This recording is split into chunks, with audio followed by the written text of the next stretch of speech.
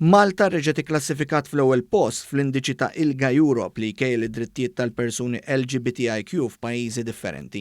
Għas-sitt sena konsekuttiva Malta ġiet fl-ewwel post u din id-darba tejbet il-punteġġ mod ilha b'5%.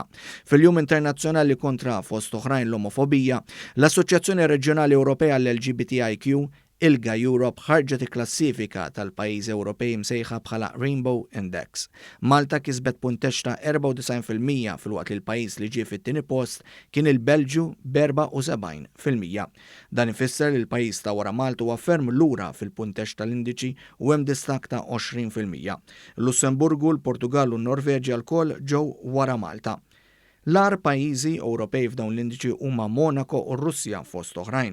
L-indiċi ta' ILGA Europe innota fost oħrajn kampanji fuq il-post tax-xogħol favur l-inklużjoni ta' persuni trans. Fil-fatt kampanja minnhom kienet imbuttata ferm minn Jobs Plus.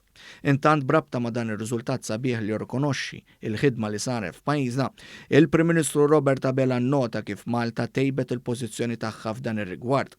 Fuq Twitter qal il-Gvern huwa kommess li fis-snin li ġejjin jibqa' jtejjeb f'dan il-qasam.